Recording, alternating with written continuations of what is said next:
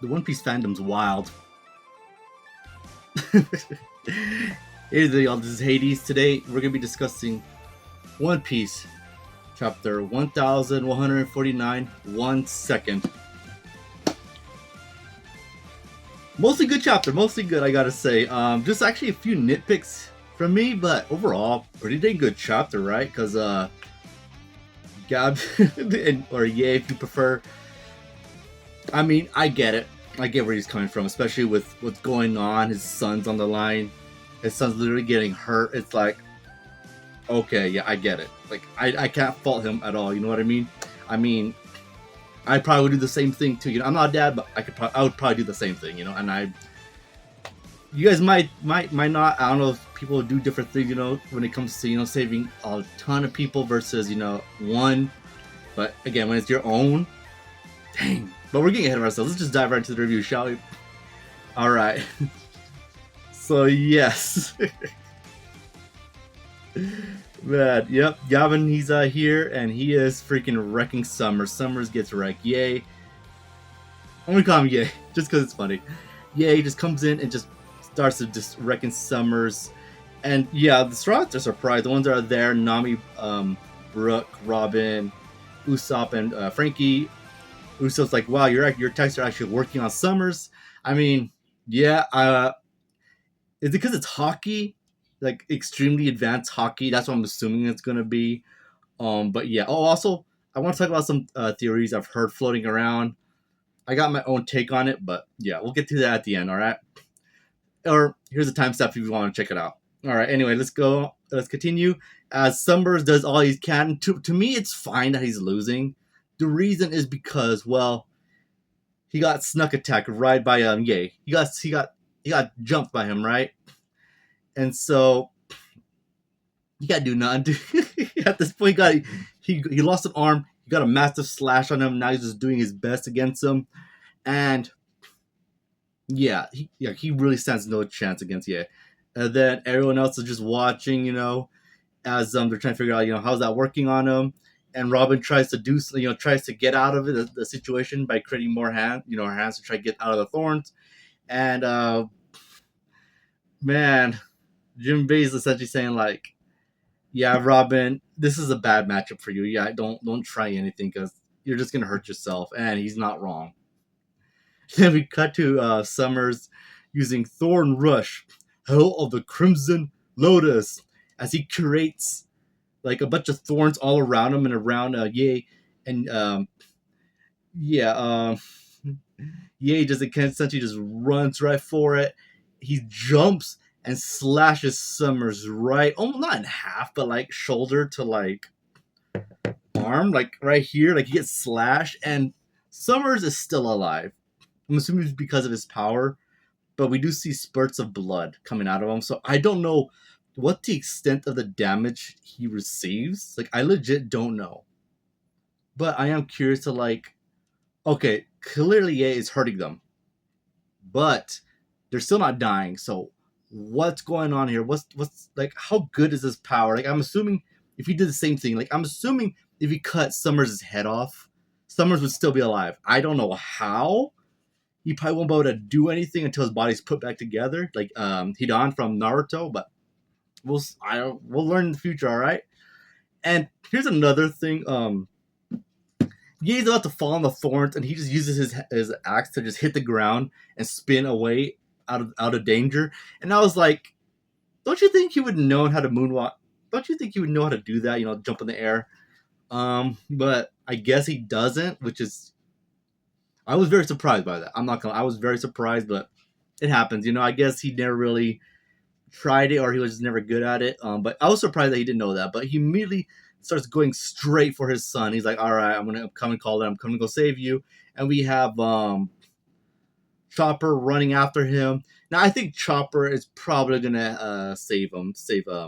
Yeah, I think he's gonna save him because when you see Ye after he fights Gunko, well, surrenders to Gunko, and Gunko stabs him, throws him. I think Chopper's gonna be the one to save him. I think it'll probably be Robin, but I think it might be Chopper because Chopper's like, oh shoot, he's the one that knows that he's the one that could hurt him. We gotta help him and figure out so we could do it ourselves. Essentially, that's what Chopper's essentially saying to himself, that Ye could hurt him, So I gotta follow him, help him, and if anything happens, I gotta back him up. So that's why I think Chopper's gonna help him.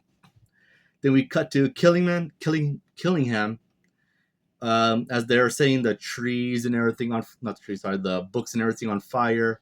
He's like, all right, well done. I understand you did as all as you can, and it's enough. So I'll deal with this one. He fires a bow, his arrow with the bow, and he fires it right at another at a library, and he starts burning, and everyone's just crying, sobbing about it because again, it's their history of the world. And I will still criticize Oda for having the world government not retrieve these books that the Oharans threw into the water to save. Like, why wouldn't they retrieve the books and destroy them? They just left them there. Anyway, that was a wrap for another chapter. And then Jar, he's sad and crying about it because again, to him, yes, the important history of the books, is very, very valuable. Is it worth more than children's lives? That's a debate right there, right? Because they know the history of like so many, like history of their people and everything. But when it comes to a situation like this, where it's like saving like children from falling to their death, I can completely get where he's coming from, and I honestly would not fault Jar for making that choice. I couldn't do it because I get it.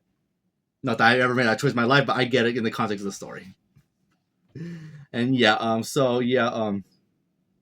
the other giants are on their way to try to stop all this from happening.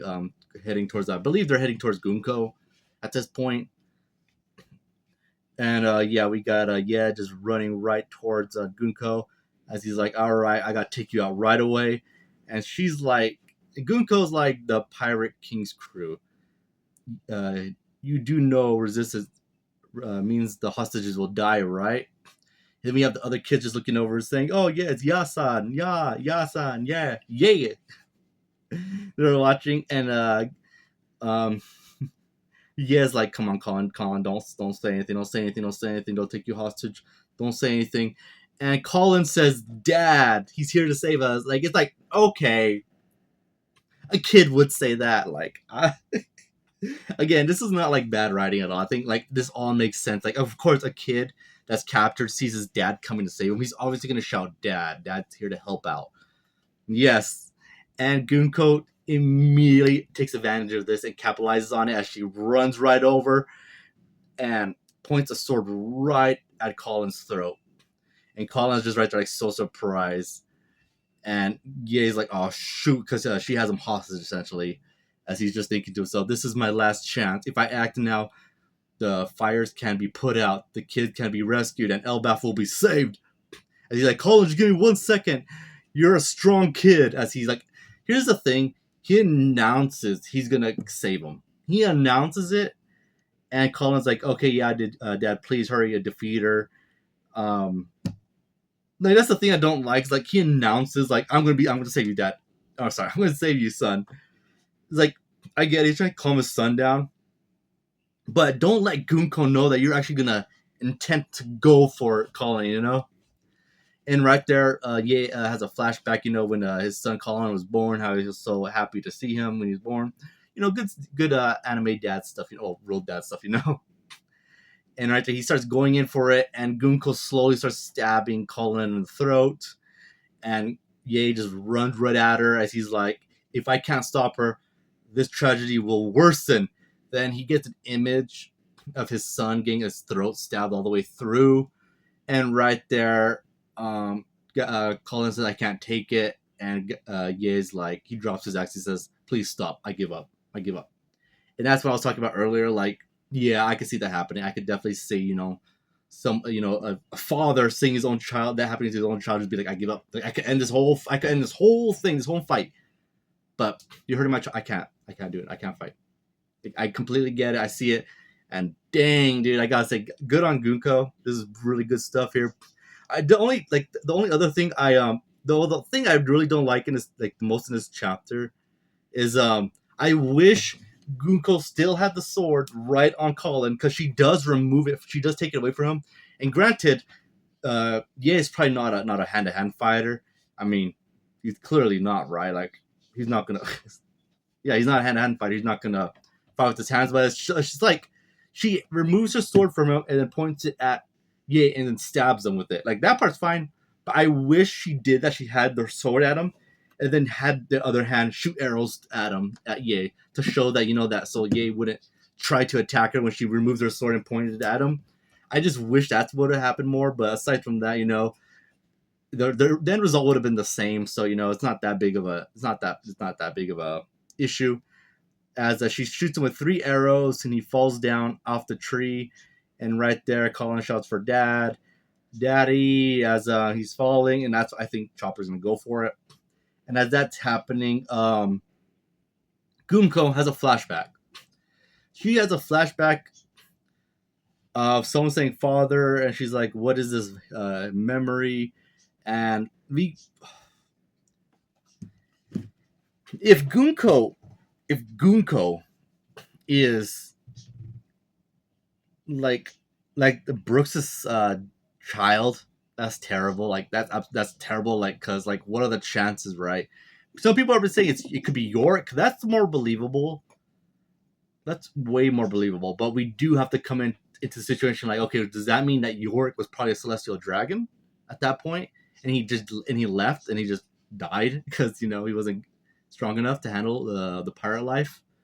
And if so, does that mean his wife was part of it, or she left Gunko and Marijois or something like that? And that's why she became a god's knight, is to uphold and show her loyalty. Maybe not. And then we cut to right there. She's freaking out, and then she says, "Brooke, is that you, Brooke?" Interesting. And then right there, she pauses as Im-sama just essentially starts talking. What is all this commotion? And Summers, Killingham, and Genko are like, what in the world's going on? As Imu says, the Holy Land is currently in a sea of flames. Thou seems to require additional military force. Mu will show thee the dominion of God. So, and he's speaking like this through Gunko. What I'm assuming is, okay, here's the thing. I think what Oda's going for is that Im can't control just anybody like that. I think what's happening is Gunko and Im are probably the same, one and the same, as in they share the same body. How is that possible? I'm not sure. Maybe there's a fruit that allowed Im to to be able to transfer his consciousness into another body and extend his life. Maybe he's been using the celestial dragons to harvest them in that way. It's possible, right? I don't know. I'm throwing that out there, but I do like the theory that he somehow used or someone used lost fruit, devil fruit, the heart art fruit, and then they used it to make Im-sama immortal. I like that theory. That one would make the most sense. But I don't know, man. With all this crazy magic and everything, this dark spells and everything they're doing with Im and them, who knows, right? So yeah, that's the end of my video there for y'all. I'm gonna give this chapter. This chapter was really pretty dang good, so I'm gonna give it an 8 out of 10. And who could be attacking Marijois, the Celestial Dragon's homeland? I'm gonna say, I honestly, if I had a guess, I do want to say Blackbeard. If not Blackbeard, then I want to see the Pirates Cross Guild, probably like Buggy, Mihawk, and Crocodile. The reason I say that is because we don't really know what they're doing at this point. We just know they were moving out. Buggy convinced them to do, well, not convinced them. He kind of told everyone else in the crew, we're going to do it, to Crocodiles, and Mihawk's protest. So, yes, I think it might be them. I don't think it'll be Dragon. I don't think Dragon would make a move like this.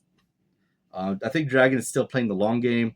And I've seen people say it might be Akainu. I don't think so. He's got too much on his plate. He's got to worry about the freaking the ex-warlords, the freaking Blackbeard and everything. There's no way he would dedicate his entire forces to fight, the Celestial Dragons, and freaking the rest of the Gods Knights. Again, the Goros say they're trash. They're not great at all fighters. But Akainu doesn't know that. The Gods Knights, from what we've seen, pretty effective, but we haven't seen them really, completely go all out against, the Straw Hats. So that's still yet to be seen. But yeah, That concludes this video. If you listen this far, I appreciate it. And I guess I should have said this at the beginning of the video, but subscribe and like this video if you do, and if you like this content. If not, hopefully I'll still able to entertain y'all. So anyway, I hope you guys have a great day and take care.